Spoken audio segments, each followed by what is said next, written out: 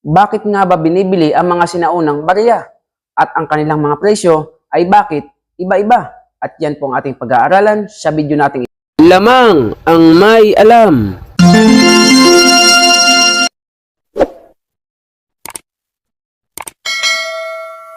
Lamang ang may alam.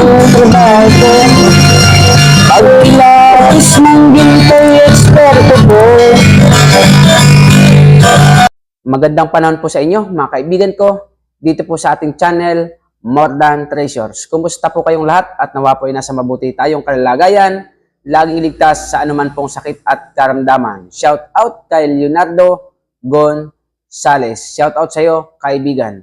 So sa video po natin ito ay atin pong tatalakayin at bibigyang kasagutan ang katanungan po ng ating isang masugid na taga-subaybay. Ang sabi niya po ay ganito.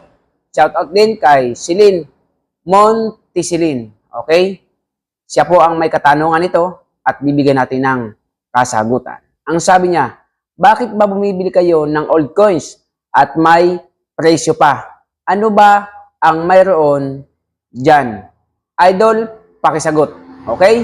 So, nagtatanong po siya kung bakit daw po tayo bumibili ng mga sinaunang barya. At ano daw po ba ang mayroon sa sinaunang barya? Bakit daw po may mga presyo ba? So, ibig sabihin niya, bakit iba-iba ang mga presyo? Okay, bakit nga ba tayo bumibili ng old coins o sinaunang barya? Bakit? Siyempre, dahil diyan po kumikita ang mga katulad naming buyer at collector ng sinaunang barya. So ako po ay buy and sell lamang. Pag po may nagbenta sa akin ng mga old coins, yan po ay binebenta ko din po sa direct na bentahan ng mga sinaunang barya. Okay? So bakit daw po may mga presyo ang sinaunang barya? Alam niyo po ba kung bakit may presyo ang mga sinaunang barya? Dahil ang mga sinaunang barya, ito po ay iba't iba. Hindi po ito magkakaparehas, sila po ay iba't iba. Iba't iba ang kanilang mga laki, iba't iba ang kanilang mga timbang. So bakit po kailangan daanin sa timbang? Bakit po sa timbang nagkakaiba, kaya iba-iba ang presyo? Dahil sa mga sinaunang barya, yan po ay gawa sa mga precious metal. Kahit po yan ay sinaunang barya, kapag yan po ay hindi gawa sa precious metal, yan po ay hindi papansinin ng katulad kong buyer ng mga sinaunang barya. At kahit dalhin mo po yan sa direct buyer ng mga old coins, hindi po yan bibilhin. Bakit hindi bibilhin? Dahil ang mga sinaunang coins, old coins, antique coins, yan po talaga ay gawa sa mga precious metal. So kung sasabihin natin, sabi nga po nung iba, nagmamahal yan hindi dahil sa ginto, dahil sa kasaysayan. Lilinawin ko po sa inyo, ang isang coins na may kasaysayan, natural, may halaga yan. Kaya gagawin po ng gumawa niyan, gagawan po yan ng content na gawa po sa precious metal. Upang sa gayon, ito po ay pinakamatibay na palatandaan na ang isang coins ay may halaga at may kasaysayan. Kaya po, pinahalagahan nila ang coins na may kasaysayan at ginagamit po dito ay mga precious metal. Alanganin namang makasaysayan yung coins mo, gagawin bakal, tanso, or anuman. Siyempre, precious metal po ang gagamitin sa sinaunang coins. Kaya nga po ang mga pera ng unang panahon, ginto pilak, ginto pilak ang mga pera ng unang panahon. Bibili ka ng isang pisong pera, susuklian ka ng salaping pilak. So ano-ano ba ang mga metal na ginamit sa mga old coins? Unang-una, ang mga metal na ginamit na presyo sa old coins ay ang ginto, gold. Pangalawa po ay ang silver. So, pangatlo ay ang platinum. Meron din pong palladium. Meron din pong rhodium. Okay? So, kaya po, ang sinaunang barya ay may iba't ibang halaga dahil may iba't ibang precious metal na ginamit. Ito, magkano ang bilihan? Per gramo po yan. Okay? So, iba po yung gramo ng silver, iba po ang gramo ng ginto, iba po ang gramo ng palladium, iba po ang gramo ng platinum, at iba din po ang gramo ng rhodium. Bakit? Dahil malalayo po ang kanilang mga agwatan ng presyo. Kaya huwag ka pong aasa na kapag ang ibinenta mo sa isang buyer ay gold coins, magiging katulad po nito ay ang presyo din ng silver coins kung marunong ka. Ano po?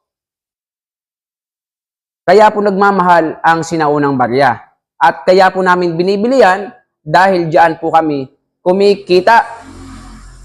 Okay? So magkano daw per gram? Ay halimbawa ang gramo ng ginto ngayon, 24. Okay, halimbawa na lang 5,000. O natural, tansyahin mo 5,000. O bilhin mo ng 4,500, may 500 ka sa bawat isa. Diyan po kumikita ang mga namimili ng coins collector. Ano po? Eh bakit yung iba nagbebenta ng namimili ng mga error coins? Eh ba iwan ko sa kanila kung anong paraan sila kumikita. Basta ang maganda, ang katotohanan, lahat ng sinaunang barya, gawa po yan sa precious metal. At inuulit ko po sa inyo, bago ako magtapos, ang isa pong nagiginto pilak, okay? Kahit na po ang mga kolektor ng sinaunang barya, dahil ang ginto pilak katulad namin, number 1 din po yan sa mga hinahanap namin at hinahanting namin ay ang mga sinaunang barya. At kapag ang isang ginto pilak ay namimili ng sinaunang barya, lagi po yung may dala na bato at asido. Dahil po, ang mga sinaunang barya, lalo na po yung matatagal na, ano po, ay wala po yung mga tatak. Kung yan ay ginto, ginto, silver, silver, pero wala pong nakasulat na silver, wala nakasulat na gold, wala nakasulat na platinum, malalaman mo lang yan sa bato at asido. Kaya ang legit na kolektor ng mga sinaunang barya at buyer, yan po ay may bato at asido. So sa nagtanong po nito, shout out sa iyo kaibigan. At sa mga bagong dating, kung nagustuhan niyo po, pakisubscribe niyo po ang ating channel, pakihit niyo po ang notification bell, pakilagay niyo po ay all upang lagi po kayong update sa ating mga bagong videos. At kung nagustuhan niyo nga, paki-like at paki-share sa ating mga kaibigan na mahilig sa barya. Kung may katanungan, comment po kayo sa ating comment section. Sa mabilis na usapan, meron po tayong FB page. Marami pong salamat sa mga baguhan. Welcome po kayo sa ating bahay More Than Treasures. Sa datihan na at masugid kong taga-suporta. Maraming pong salamat sa inyong lahat. See you on my next video. God bless po. Lamang ang may alam. Pagkilapis ng ginto'y eksperto po. Kung sa mga tatak, ikakasal ko'y alam ko ang peke at totoo. Ako ay isang asalyan ng ginto. Alam ko ang tunay at totoo.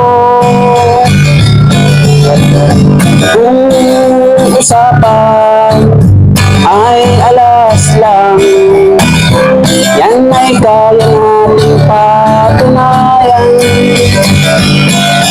Ako ay alahero at asalyan ng ginto. Alam ko ang tapak na totoo.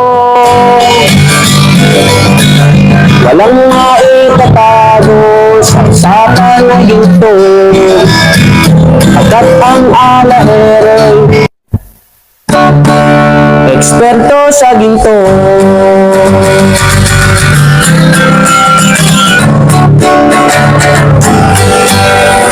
Lamang ang may alam.